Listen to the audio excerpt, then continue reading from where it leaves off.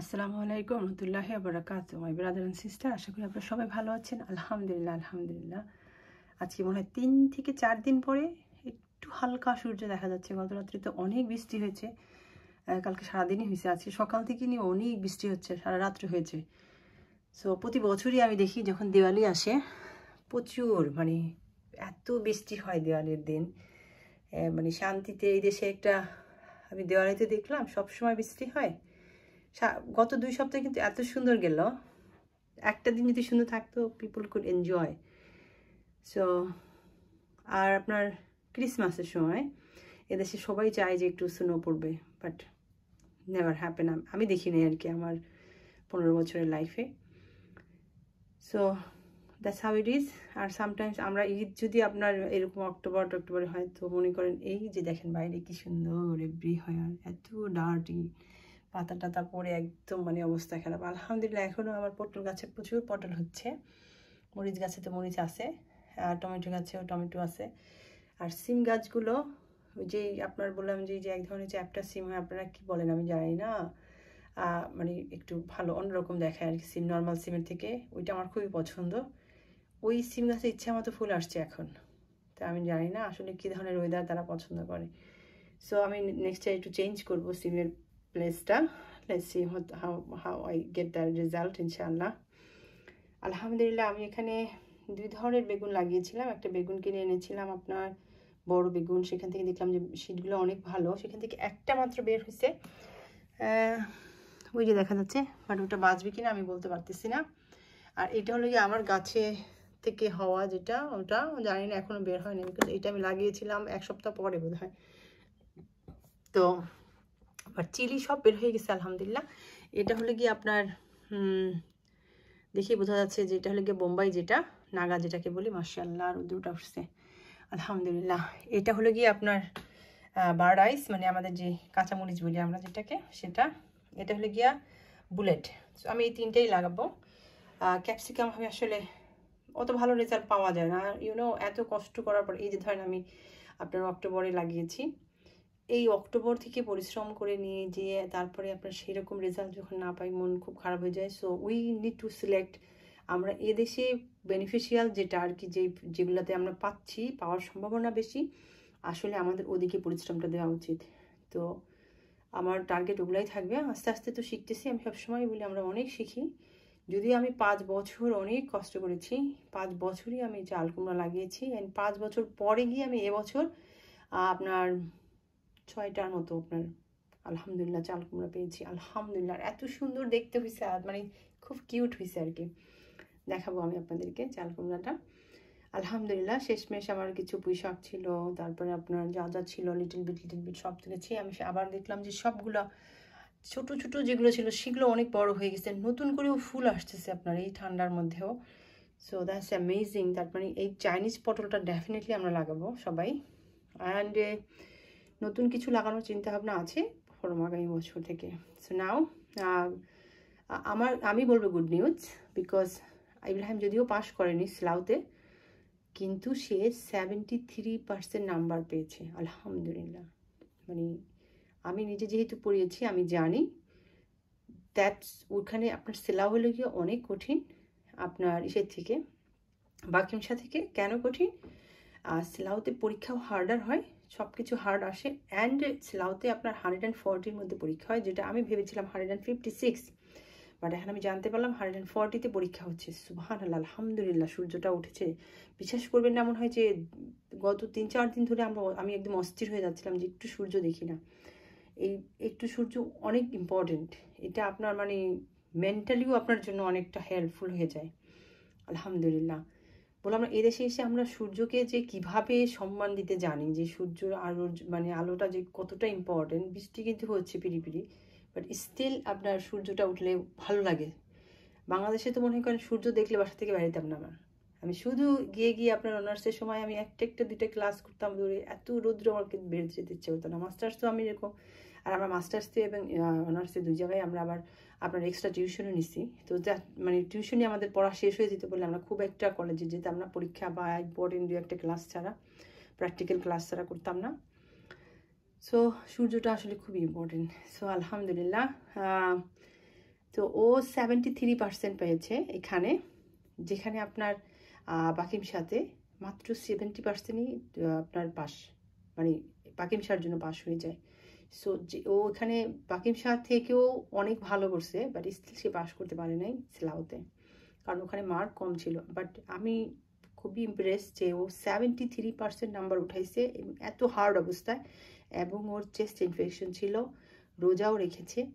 মানে আলহামদুলিল্লাহ, আমাকে বলতে হবে আলহামদুলিল্লাহ। আল্লাহ, ও যে এরকমভাবে দাঁড়িয়ে গেছে, আমি আলহামদুলিল্লাহ আজকাল। এবং সে খুবই মন খারাপ করেছে, অ্যান্ড দ্যাটস রিয়াকশন অলসো, মানে ওর যে হার্ডওয়ার্কের ফলে ও যে পাস করতে পারলো না, সেটার জন্য যে খারাপ লাগাটা জরুরি, এটাও রিয়াকশনটাও যে রাইট রিয়াকশন একদম। মানে আজকাল ওর বিহেভিয়ার এত আমাদের, মানে আমরা অবাক হয়ে যাই আর কি, বিকজ ও একদম বাচ্চা বাচ্চা যে বিহেভটা, ওখান থেকে বের হয়ে এসে ও যে একটা মানে ম্যাচিউর হচ্ছে আর কি, মানে amazing. But as a mother আমার কাছে খারাপ লাগে যে আস্তে আস্তে হাতছাড়া হয়ে যাচ্ছে আমার সন্তানগুলো, সবাই বড় হয়ে যাচ্ছে। বাট বড় তো সবাইকে হইতে হবে, আমি আমার মাকে ছেড়ে আসছি। ওটা মনে পড়লেও আমার খুব খারাপ লাগে যে আমার মেয়ে আমাকে ছেড়ে চলে যাবে। এটা আমি মানে কেন যেন এখন থেকে আমি মাঝে মাঝে বসে বসে একা একা কান্না করি যে আমার মেয়েটা কি আমাকে ছেড়ে চলে যাবে। আর আমি আমার মাকে ছেড়ে এত দূরে চলে আসছি, আল্লাহ আমাকে সেটার জন্য যে আমার মেয়েটা কি আমার অনেক দূরে করে দিবে না তো। তো এখন আমার ডেস্টিনি, আমি আসছি, আমাকে আসতে হয়েছে। আশা করি তো আমার মেয়েকে আমার পাশেই রাখবো ইনশাআল্লাহ, বা আল্লাহ ভালো জানেন, আল্লাহ যার যার ডেস্টিনি লেখেন। বাট আমি বলবো যে আমার ইচ্ছে করে আসেনি আল্লাহ, তো আমাকে পানিশমেন্ট হিসেবে দিও না, আমার মেয়েকে আমার কাছেই রেখো, আমার ছেলেগুলো আমার কাছেই রেখো।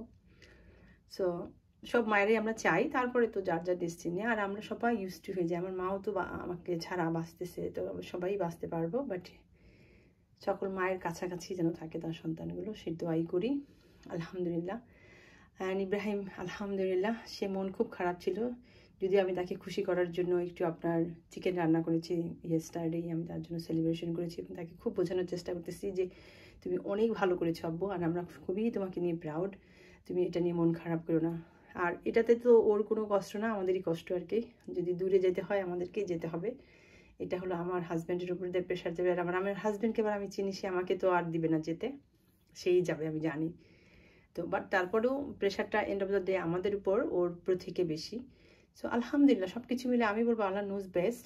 কেন আমি বলতেছি, কারণ ও যদি এখানে যদি আপনার 111ও পেতো, তাতেও কি হতো, ও পাস হয়ে যেত। তো আমরা কী করতাম, প্রায়োরিটিটা এখানে দিয়ে দিতাম বেশি। তখন যদি আমরা আবার, তারা কিন্তু আবার প্রায়োরিটি দেখে, আপনি কোথায় প্রায়োরিটি দিচ্ছেন। 1 নম্বরে মানে 6টা স্কুল আমাদের চুজ করতে দেয়, সেখান থেকে যদি আপনি 1 নম্বরে কাকে রেখেছেন সেটা দেখবে তারা। যদি আপনি প্রত্যেকে ফাঁসি করে তাদেরকে 1 নম্বরে না রাখলে, তো আমরা যদি আপনার আপটনকে 1 নম্বরে রাখতাম, ইভেন ও শুধু পাস করেছে সেই অবস্থায়, আর এখানে এত ভালো নাম্বার পড়াও যদি আমরা ওটাকে সেকেন্ডে রাখতাম, হয়তো তারা আমাদেরকে ডাকতো না। আর আপটন যেহেতু অন্য এরিয়াতে, আমাদেরকে হয়তো অনেক বেশি ভালো পাইতে হইতো ইব্রাহিমকে, যেমন ধরেন 20-র উপরে পাইতে হইতো যদি আমরা আর এক এরিয়া থেকে ওইদিকে যাওয়ার জন্য। So it wouldn't be easy. So আমরা হয়তো নিজে মানে লুজার হয়ে যেতাম মোর দ্যান গেইনার। সো আমি মনে করি যে আমাদেরকে এক সাইডে আল্লাহ রাখছে, there is a reason for, যেন আমরা একদিকেই কনসেন্ট্রেশন দিতে পারি এবং ওখান থেকে বেনিফিশিয়াল হতে পারি ইনশাআল্লাহ। সো আল্লাহ রাব্বুল আলামিন যা করবেন আলহামদুলিল্লাহ। তারপরেও আমরা আরেকটা স্কুল রাখবো যেটাতে নর্মাল আর কি, ভালো ভালো দেখে ভালো একটা স্কুল রাখবো, যেখানে আমার সব বাচ্চা যেন যেতে পারে, সেরকম একটা প্রায়োরিটি দিয়ে রাখবো ইনশাআল্লাহ। সো এভাবে ও পাস করেছে 73%-এ পরীক্ষা দিয়ে, যে রেজাল্টটা পাইছে আলহামদুলিল্লাহ। He knows everything, that's important, and he is now capable for everything আলহামদুলিল্লাহ। দ্যাটস ইম্পর্টেন্ট ফর মি আলহামদুলিল্লাহ। So we are all happy except himself, but I'm sure he is going to be understand inshallah very soon. And sometime কোনো কমই আমাদেরকে নতুন করে build up, আমাদেরকে আরও ভালো করার, আরও মানে ভালো যেন করতে পারি, এটার যে একটা উৎসাহ, এবং জীবনে কোনো কমই থাকাটা জরুরি, কারণ আমরা তখনই যেটা আছে সেটা রেসপেক্ট করতে পারবো। আর তাছাড়া আমি আল্লাহকে বলেছি, আল্লাহ আমি এখন থেকে তুমি আমাকে কি দিচ্ছ সেটা না দেখে, কি দিতে পাইলাম না, কি পেলাম বা কিছু, এগুলো না দেখে আমি দেখবো তুমি আমাকে কি কি দিয়েছো, এবং আমি সেগুলোর জন্যই তোমার কাছে শুকরিয়া আদায় করবো, এবং ভবিষ্যতেও তুমি আমাকে যা দিবে সেটা নিয়ে আমি খুশি থাকার চেষ্টা করবো, more than what you didn't give me আলহামদুলিল্লাহ আলহামদুলিল্লাহ। সো বিকজ আমি যখন পিছনের দিকে তাকাবো, আমি দেখবো যে আমাকে কী কী দিয়েছি, ওটা আমাকে মোর এনকারেজ করবে এবং আমাকে বেশি ইমানদার রাখবে আলহামদুলিল্লাহ। আমরা যেন সবাই এটা করি ইনশাআল্লাহ। বাইরে দেখানো অবস্থায় এই যে সূর্যটা উঠলো, আবার সূর্য চলে গেছে, মানে ইটস অ্যামেজিং। আজকে আমি একটু হাঁটতেও যেতে পারি না, মেশিনে হেঁটে নিয়েছি। বিকজ এই বৃষ্টি হচ্ছে, এই আবার নামতেছে, এই পরিস্থিতির মধ্যে আছে। তো গাছগুলো দেখতে পাচ্ছেন, এগুলো বের হয়ে গেছে। হোপফুলি ইনশাআল্লাহ আশা তো করি এটা বের হবে, নাহলে আমাকে আবার লাগাইতে হবে আর কি।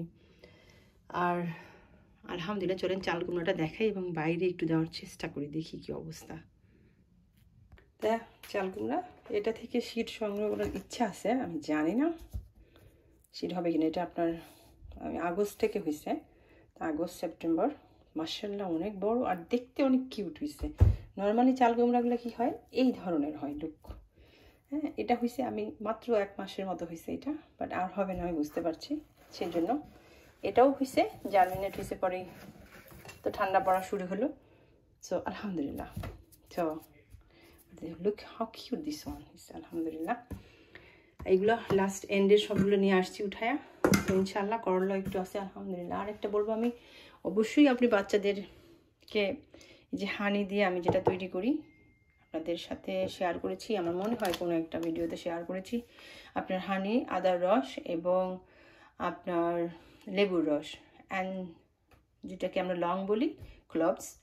অ্যান্ড আমি এবার নতুন করে অ্যাড করেছি, একটু ভিজিয়ে রাখি আপনার এটা মেথিটা, ওটাকে ব্যালেন্স করি নাই, করলে হয়তো ভালো হইতো আমি জানি না, বাট আমি ভিজিয়ে রেখেছি যাতে এটা থেকে নির্যাসটা বের হয়।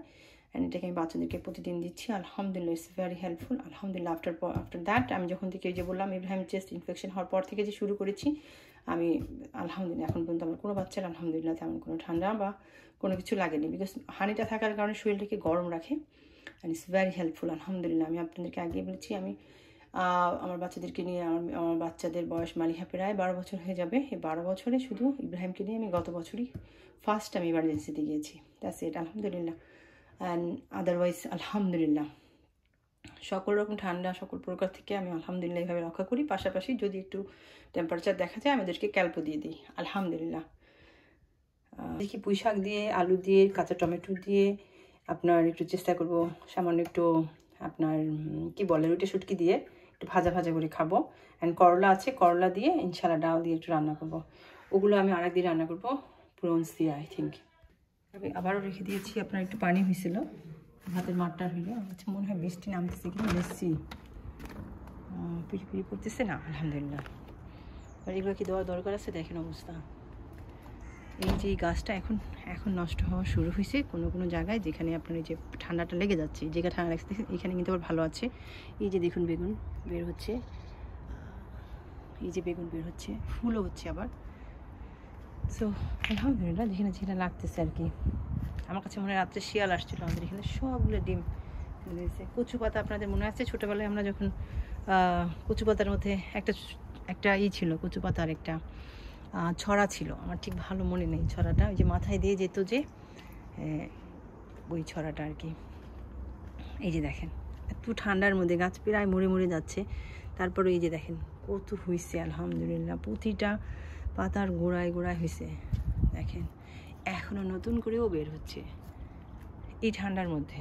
অথচ এখানে অনেক ডালই কিন্তু মারা গেছে। এই যে দেখেন, আবার এই যে দেখেন ফুল হচ্ছে, আবার বের হচ্ছে। এই যে দেখেন, এই যে মাথায় ভরা ফুল, এগুলো সব ভরা ফুল। আর এই দেখেন কতগুলো নিয়ে গেছি, দুইটা শুটকি দিয়ে ভর্তা করে খেয়ে দেখবেন, ভাজি করে খেয়ে দেখবেন, এত মজা হয়।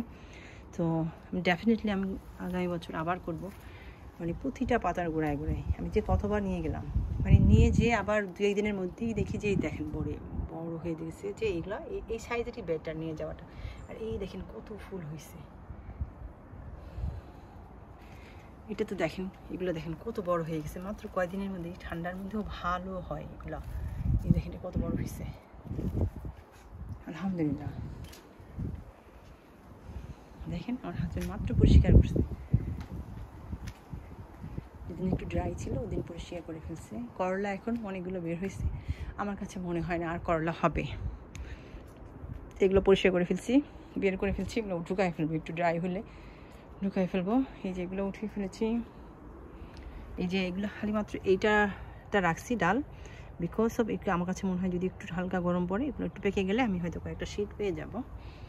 আর এখানেও বেশ কয়েকটা আছে, শীতের জন্যই আমি রাখছি। আমার কাছে মনে হয় না এখান থেকে আমি কিছু পাবো, better to cut it and eat it. And chili আছে, এখানেও চিলি আসছে। এই যে দেখেন এখনও ছোট্ট বেগুন, ফানি। পুরো সামার গেল, এত সুন্দর টাইম গেল। এই যে এটাও দেখেন বেগুনটাও কিন্তু হয়ে গেছে, পলিনেশন হয়ে গেছে। এগুলোর মধ্যে এগুলো আমি সব যেহেতু উঠাই ফেলছি সেই জন্য এরকম। এই টমেটো গাছ আলহামদুলিল্লাহ আমি যদিও লাগাইনি, এটা ভালো বড় টমেটো। ওই যে দেখেন আলহামদুলিল্লাহ এখনও টমেটো আছে। বাগানের অবস্থা কি সব এই যে পাশের থেকে আপনার উঠে।